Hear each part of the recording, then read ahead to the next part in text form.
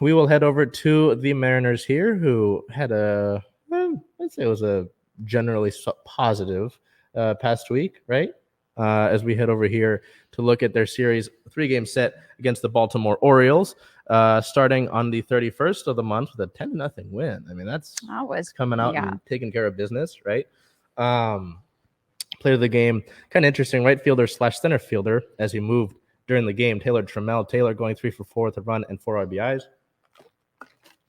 On the first, not as positive. A 2-9 loss. So it's like, hey, did you score too many runs in the day before?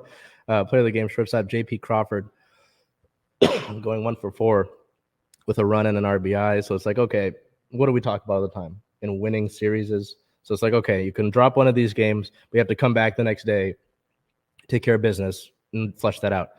It was a close one, but they did pull it out. A 7-6 win. Player of the game, catcher Luis Torrens going 3 for 5 with a run and 2 RBI. So nice to see Luis get a 3-hit day. Yeah. But at the end of the day, that's what we talk about, right? That's what I say it all the time. Is winning these series. Series works. But it's just important that you continue that. And they did that. Obviously the 2-9 loss is frustrating in the moment, and you don't like to have to do that. But at the end of the day, winning more than losing is just kind of how these things work. Mm-hmm. So with that being said, you continue your road trip down to Texas. You play the Rangers for 3 games as well. Starting off that series with a 4-3 win. You're going to hear this guy's name a little bit today. Player of the game for that June 3rd win down in Texas. Third baseman Eugenio Suarez going 1 for 3 with a run and 3 RBIs. So nice there. I think he had a 3-run homer to give the Mariners the lead late.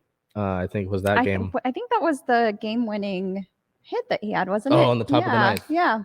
And then June 4th at the Rangers, just similar to that Orioles series, losing that one 2-3. Yeah. Player of the game, left fielder Jesse Winker going 1 for 2 with a run, 2 RBIs and 2 walks. Winker having a 2-run homer late as well. So late magic didn't work there. And then on the 5th, just like the Orioles series, coming back to win that one, but this one in 10 innings, so making it dramatic. A 6-5 win on the 5th. Player of the game, third baseman Eugenio Suarez, again going 3 for 4 with a run, 4 RBIs, and 1 walk with another, I believe it was a 2-run shot on the top of the 9th. Yes. So, I mean, someone that I think amongst a group of guys that we talked about, just needing better plate appearances, has been playing relatively better in the last week or so, maybe 2. And with that being said, because of that performance, because of those games in Texas, you look at it, we'll just look at this, right? In those 6 games, you go 4 for 6. That's doable. That's acceptable, right. I would say. And then we go to our consummate player of the week, because we agreed heavily on this one. Eugenio Suarez. Do you want to? What did you see from him this past week? Obviously, the game winner for sure. Yep. And then getting Julio and JP across as well in that third game. That double. That was really nice. That's right. There you go. Good call on that. Absolutely. And this was a guy. Remember, the news broke while we were here. This was a piece that we were recording, and we found out about that trade in the moment. And I know that it was regarded that Eugenio was just like a throw-in piece. He was a guy with a decently solid contract that had to be thrown in. And I mean, he's been producing. I mean, both, I think him and Jesse Winker have been really working themselves back into it. But I think he's pulling his weight at the moment. Yeah, it was interesting to see him once again be able to come in, no pressure, right? And then just like seal a game for them. And yeah, that was a very exciting one. So super happy that Eugenio stepped into that role and to see him just be successful. Yeah, and I mean, when you look at the success of this team going forward, you want to be able to look at this roster, compare it to, who mostly played last year for us. Mm-hmm. So who's mostly going to play this year, and say, at these different positions, are you better than last year? Third base. I mean, we all have Kyle Seager, and I'm not like some people on some radio networks. I'm not wishing downfall on Kyle Seager, but you want to be able to be better at third base, right? Yeah. And Eugenio's been pretty solid defensively. He's had a couple errors, but over the course of 162 games, you're going to have a couple of those, right? But this WRC plus and just having better plate appearances as we look back here to the graphic with the 364 batting average over the past 6 games, pretty solid. So just to see that value, to see that improvement is something that I think is a step in the right direction if you really want to improve and find yourself back in a playoff race even a week from now, right? Because I believe you're 5 games out from the wild card spot, the last wild card spot. Yeah. And that last wild card spot is held by someone you're going to play this upcoming week. So we'll get to that. But that team is 500. So it's not setting the bar super high. It's achievable is what I'm saying. So we look at that player of the week too. Hey, Eugenio, tip of the cap there. We look over towards team news and sort of roster related stuff, which features some stuff that's kind of difficult. On the 1st of the month, Kyle Lewis was placed on the 7-day injured list, for a concussion that he sustained at the end of the month, retroactively from May 29th. So he's good to go basically at any time now. It's just whenever he stops dealing with that concussion. Yeah, which, I thought I read he was still experiencing symptoms, kind of. So, yeah. So still working on that. Abraham Toro, I called him Abe, and that got some comments. I don't know. Abraham Abe. That feels like a shoo-in, right? No, I feel like that's kind of hand in hand. I don't know. Like not so good. Like people didn't like it. No, there's like, oh, it's Abraham. I'm like Abraham Abe. Come on, no, it's right there. I feel like that's permissible. But Abe Toro was reinstated from the 10-day injured list with a left shoulder sprain, so he would come back. And then the Mariners would send infielder Luis Chevalier to the Reds as a player to be named later in that Riley O'Brien trade when O'Brien came to Seattle.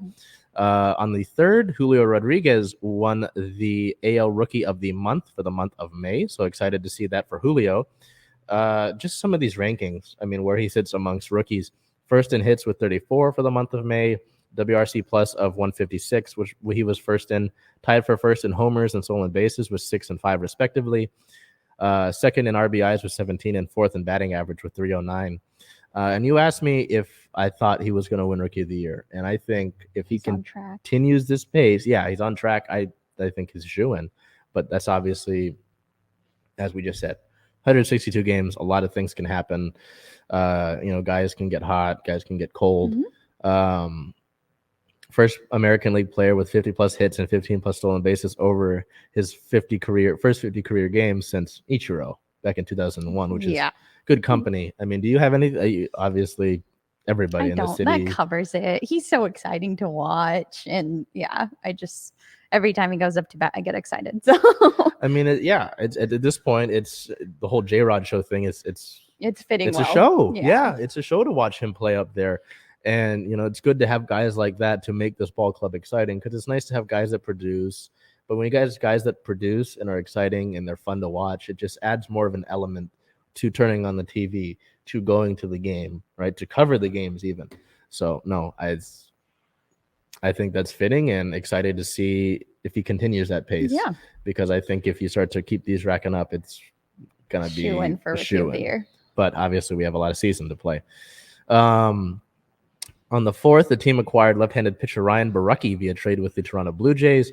The Mariners sent over infielder Tyler Keenan in response to the acquisition of Borucki, and then another response move, the team designated infielder Mike Ford for assignment. So best of luck to you, Mike.